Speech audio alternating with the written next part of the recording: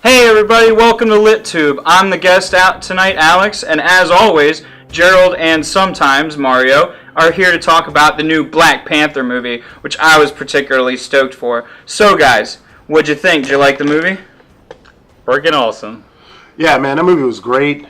Wakanda Forever, man, that movie was just amazing. Oh yeah, I definitely liked the movie. Liked it even more than I was expecting. I was seeing a few too many car commercials leading up to it, and I was worried that it was more of a car advertisement than it was going to be an actual movie, but it ended up kicking major ass. So I guess let's get further into it. Would you guys want to talk about the cast? Speaking of cars, I definitely was ready to go out and buy a Lexus until I saw my bank account. Talk about product placement. Right? No, but as far as the cast, although it had a, majority black cast, it was a very diverse cast. You had people coming from all over the world. All over the world, literally. Yeah, I mean, amazing. Sorry. Yeah, you had the titular character, T'Challa, played by Chadwick Boseman. Yep. Michael B. Jordan played Killmonger. Mm-hmm. And you also had Angela Bassett and Forrest Whitaker, which, I mean, these are high names. Star-studded cast. Yeah, very star-studded cast. Even the lesser knowns. Yes. I didn't have a problem with anybody in this movie. She was in it. Ooh, I mean, there was just so much. It was a wonderful cast, and I thought that everybody did a really good job. Even had the guy, I forget his name, from This Is Us. I don't know if either one of you guys watched that. I did not. He was Killmonger's father. In the beginning, yeah. Nice. So I thought that was cool. Oh, by the way, spoilers throughout this whole thing. So if you haven't seen it, hopefully that goes without saying. Yeah. Spoiler alert. Spoiler alert. Where's Justin? Yeah. So make sure you go see the movie, or just keep watching and still go see the movie. Yeah. So as far as cast, very diverse cast. Mm-hmm. Full of talented people, yeah, and I think they all fulfilled their roles, exquisitely. We even saw, a little bit of Gollum and Bilbo. What are those guys' real names? Yes. So you had Andy Serkis and Martin Freeman. Yep. Who were both who both happen to be in Lord of the Rings as well. Yeah, which is crazy. Both played pretty good comic relief. Yeah, and I think they did a great job. Did you guys have any particular favorite characters? I'm gonna have to say Michael B. Jordan, man. I feel you. He killed it. Yes. And every role I've ever seen him in, from Friday Night Lights to The Wire to Creed, he's done amazing in every role, and this was no different. If they have a second film, I definitely want to see more of M'Baku. That big gorilla dude. Yes. He kept it real. And he was definitely the unsung hero of the movie. And one topic that they kind of brought up, I hate to get off topic, but the whole idea of you as a king surrounding yourself with people you can trust, which was a theme that was brought up in the movie, I think central to that, I think M'Baku would be a good person to put. I think so too. I'm interested to see if that relationship grows in a sequel between T'Challa and M'Baku. I'm curious to see what's going to happen with that. Yeah. But Michael B. Jordan, in saying, he was definitely the actor that stuck out to me most. Killmonger might very well be one of the best movie villains ever, because he kept it real. He seemed like a real, him, he just seemed so real and so angry, and it was one of those things where he was more or less kind of an anti-hero in some cases when he spoke on certain subjects. But I think he did a wonderful job portraying Killmonger. I wouldn't go so far to say as greatest villain ever, but given the Marvel's record in the past, certainly one of the most developed and one of the more interesting to watch. Definitely. There's not a whole long list there, but yeah, I thought he was awesome. As for me, I don't even really have a favorite character, because almost everybody, we're still talking about cast here, almost everybody really shined. If I went to go watch that movie again, I would be like, oh man, this is my favorite part when so-and-so said this line, or when that character did this, or this character did that. Everybody at least had one favorite moment of mine. Everybody who had screen time. Yeah, absolutely. No, I agree with both of your points that, everyone did kill it in their roles. But I feel like Killmonger's backstory kind of fell short. Really? Yeah. Even though he fulfilled his role as a villain in a way that you almost sympathized with him, I don't think his backstory was as refined as it could have been. Well, I don't think what happened to his mother? Exactly. Well, apparently she was an American, but we don't know what happened. Yeah, Americans suck. But actually, I they didn't really go in depth too much on his backstory. I mean, they did talk about his education, and I know in this movie they wanted to focus like pretty much on the fact he was ex-special forces. So like killing was something he did. That's how he got his name. Sounded like a professional sociopath. You know, when you got like those military guys that just fucking love it. You know what I mean? He definitely was that type of character. It would have been a little bit interesting. Who knows? Maybe somewhere down the road they'll have more of a backstory. Maybe he comes back. I don't know. But you know, we'll see what happens. No doubt. But I was pretty satisfied how they built the character. I think I didn't realize in the beginning he was that kid that was down on the basketball court. And seeing all this happen, I thought that was pretty crazy. No, once you make when that circled back, because. It was like those were just kids. Yeah. You thought those were just kids seeing the thing fly off, And then when you really saw what happened, it was like, holy shit, like there was a whole other layer to that beginning part. I mean, I guess I should have figured that they were going to circle back to that. Yeah, I mean, when they circled back to young Forrest Whitaker, I was like, whoa. Do you remember that? Holy lazy eye. I was like, geez, man. Like, the casting in general is just amazing. Yeah, but, I mean, I think another big part of this movie was set design. Absolutely. Visuals were blown stunning. away. Yeah. Well, we were taken to so many great sets, like London. What was it? Tokyo? No, South Korea. South Korea, thank you. Mm-hmm. And then we went to, and then obviously Wakanda. Yeah, that was just crazy. And I loved the blend of old garb and spears and old school stuff like that mixed with like the advanced technology. Even though they had been advancing, it was like still like almost like an old school tribal feel too. Right. Real traditions that they were still like really adhering to that you knew that they had been following for like ever. Yeah, I think that was the coolest part about it. I mean, Wakanda being the most advanced nation on the planet. Right. And it's but like still hidden within the jungles. Yeah, and when you look at their weapon, I remember one scene they were getting shot at, and she was like, "So primitive guns." I thought that was hilarious. Yes. Because I mean, she had like a force lance that could like literally blast you across the. Oh, when she had to wear that wig, that was hilarious. I know that's a little off, but man, when she showed up, she had to wear the disguise, the fakest, cheesiest wig you'd ever seen. It was fucking hilarious. She kept it real. But that car chase scene was insane. Oh yeah. Because of course, like T'Challa's sister is back in Wakanda driving his car, and like he's just holding on to it. Virtually, like it looked like he was like surfing on it. When they had to self-drive the cars like that in the lab, at first I was like, this is stupid. And then I really got into it after a few moments. I was like, okay, I can get behind this. But going back to like the car chase scene, one thing that kind of made that stand out was the music. Mm-hmm. And I think that was also a central thing that kind of tied this whole movie together. I think the soundtrack and the score used in that movie, I think were amazing. I have to say, like, me and you have both listened to the soundtrack inspired by the movie that Kendrick Lamar produced. I was counting the days until that came out. That if you haven't listened to that, do it. Listen to it. It's not the official soundtrack, but of course. However, I did appreciate the fact that I counted 4 songs. I did. I heard a few, and I was like, "This is awesome." Like when spoiler alert. Like when Killmonger threw T'Challa over the waterfall, King is Dead came on. Yep. Car chase scene, you had what was it? Ops. I know, yeah. Yes. Well, I mean, and then you also had the when they were playing when they went into the casino. Yeah, the South Korean club. Yeah, they had that song I think it was by The Weeknd. That one. I forget the name, but apparently Ryan Coogler got together, who's the director, got together with Kendrick Lamar and said, "Yo, let's do something. Let's." And Kendrick was like, I got you. Produced this album that wasn't the official soundtrack. Obviously, if you listen through it, Disney probably wouldn't sign off on it. But it was still music inspired by the movie. And, of course, like, the soundtrack, came out like a week or two before it. I'm listening to it like, man, I wonder what scene's going to be which. And, like, I'm watching it, and I'm like, I can hear these songs. Like, you can see how they were inspired. No, it's crazy, yeah. And the production in the album itself, you can tell, is very much inspired by the movie. You hear a lot of tribal drums and, chanting and things that kind of resonate with that culture.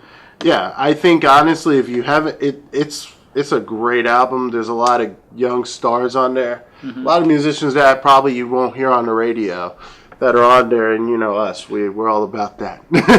Yeah. But, go get that soundtrack. It's virtually everywhere now. Yeah. So, but back to the movie. back to the movie. As far as choreography, like, what did you guys think? Like, the fight scenes, the actions? I thought they were amazing. I think too often in the past, superhero movies just, it's a thing we hear time and time again, relying far too much on CGI.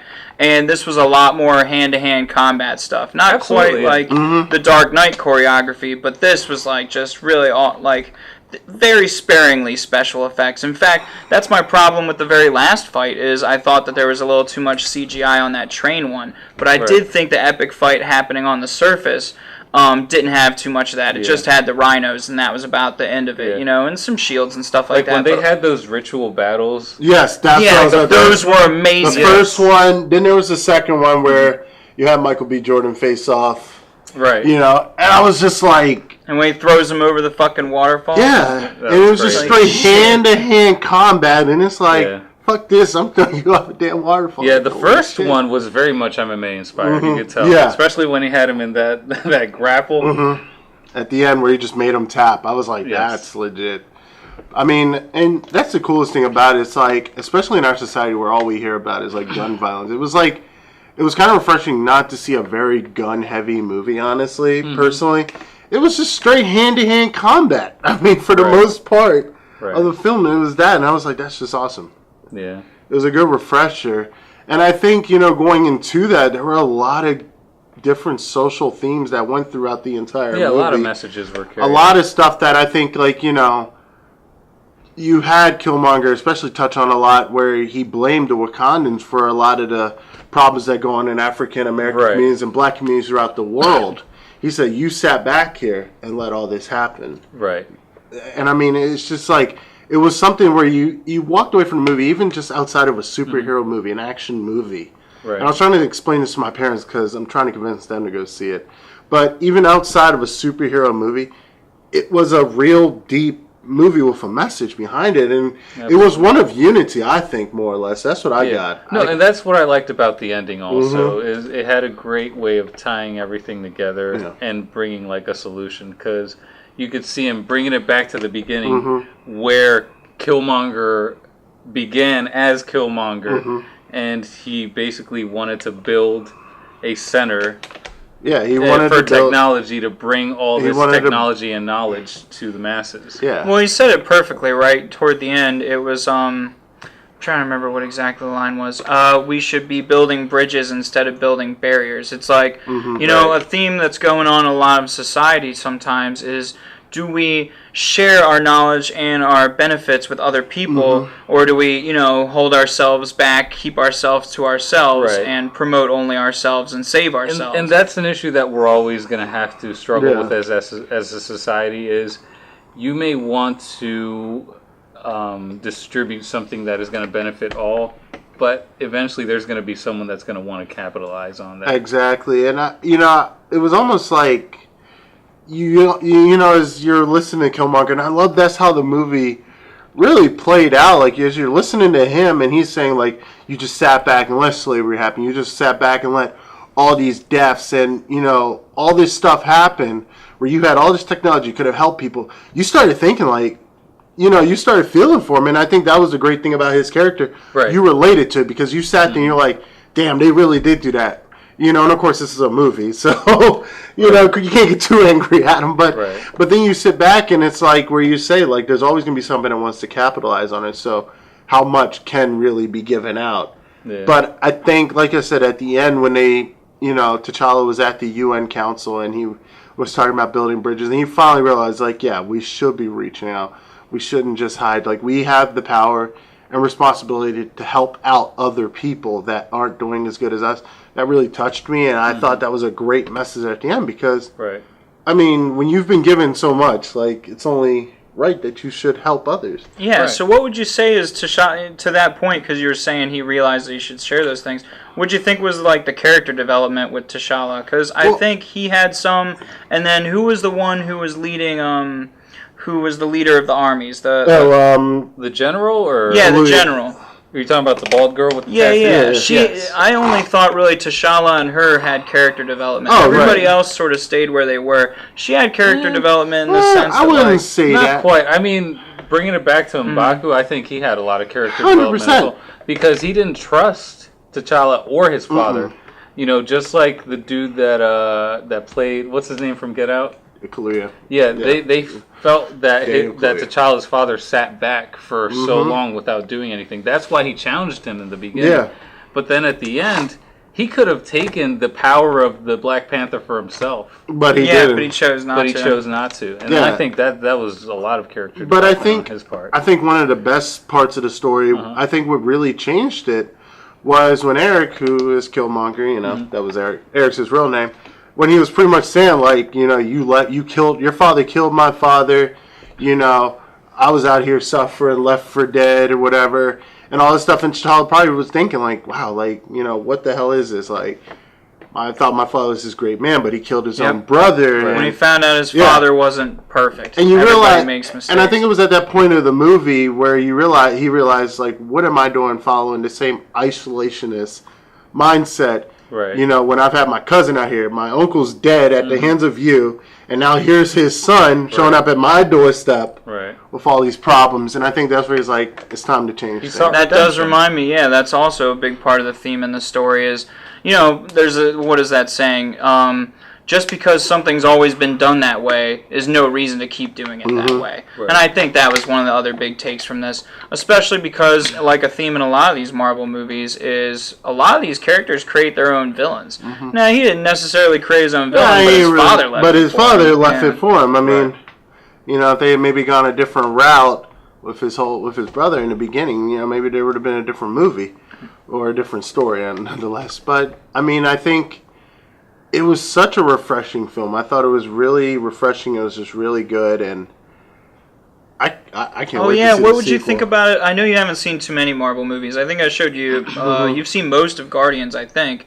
What'd you think about it compared to that, or at least other superhero movies? Let's say. I really did I like Civil War a lot. I really enjoyed Civil War, and I thought, you know, Black Panther was definitely one of the characters I was most excited to see.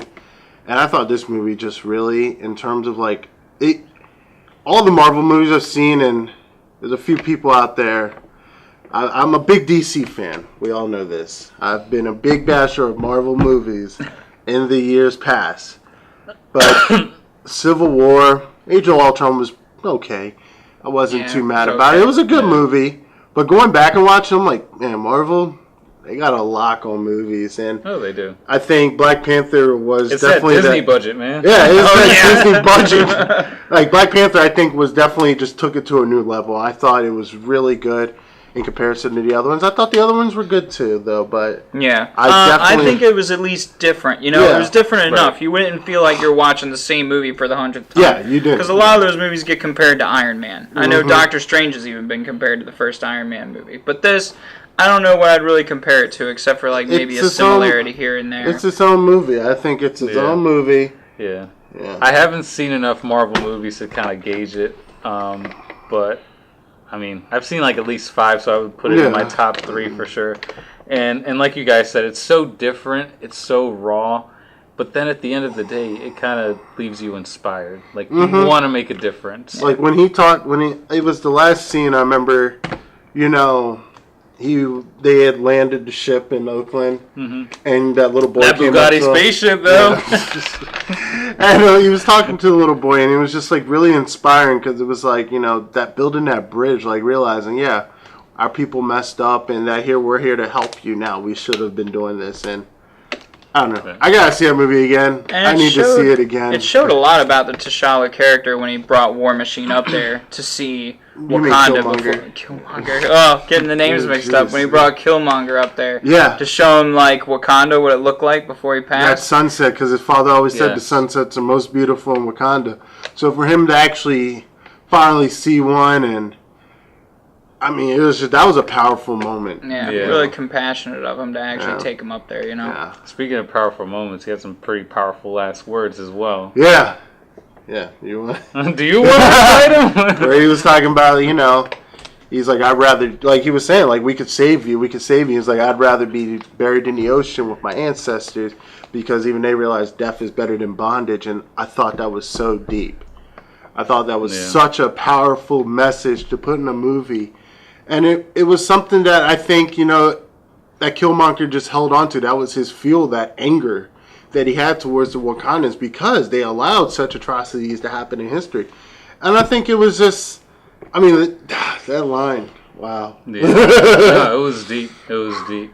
Man, I mean, if you haven't seen the movie, go see it. Go see it. It's damn good. You got to see it at least. I got to see it again. I got to see it at least 2 or 3 more times. Oh, yeah. Because, I mean... I'm going to watch it at home, though. I don't feel like dropping another $40 at the movie theater. You spent $40. No, you just what theater did you go sneak to? in through the side door. You know what I mean? You saw it in 3D? I ain't seen it in 3D. Are they still doing that? Apparently. Always. Always. When will it end? Yeah. I mean, I would have to say in terms of a rating, though, out of a 5-star rating, I'd give it a 5. Damn. I thought it was worth it. I never believe in A's. Nobody's perfect. Because you never got any? 4.5. I get the double D's anyway. Nice. Yeah, I would give it a 4.5. I mean, overall, it was a great film, but from time to time, he did have those corny, classic Marvel lines. I mean, it's a Disney movie. What do you expect? Yeah, right. What do you expect? They gotta throw this in there, but I think we're not watching Quentin Tarantino does Black Panther, okay? But don't let that take away. It is an awesome movie through and through. Definitely Seriously, worth to watch. go watch it. It's out in theaters, and I can't wait until it comes out on Amazon. I'm getting it. Am I the only nerd that waited till the end of the credits to watch our classic Marvel no, moment? All right. Not at all. I had to pee, so what? So you can't come back. Oh, I missed it. Yeah. Oh, damn. Bucky's back. Yep, Bucky's back. The Winter Soldier. Damn. Gearing up for the next Infinity War. Because I was waiting the whole time. I was waiting. You know, at the end of the movies, they always tie it into what's coming next. And I was like, all right, how are they going to tie this into Infinity War? Well, the scientist mentioned it, right? Another white boy to work on. Remember, she said that. Oh, my God. His sister, yeah. Oh, man. Yeah, but I mean, I'm excited to see where that goes. I thought, of course, they do a great tie-in. And you see Stan Lee at one point? Hell yeah. Stan was like, I'm just going to take You know, the only one that's better than that was Deadpool when he was working at the strip club as the DJ. That's the only one that was better than that. But otherwise, that was pretty damn good. Stan Lee made his classic cameo. But now, as we all said, pretty well liked throughout. Go see it. It's a very high-grossing movie right now. Really high-grossing. Hilarious. I mean, it's making an astronomical amount of money across the world. Well deserved, though. Yeah, well deserved. Pretty damn good. But yeah, go see it. And tune in next time for another episode of Real Talk where we break down another movie to come. Take care. Wakanda forever.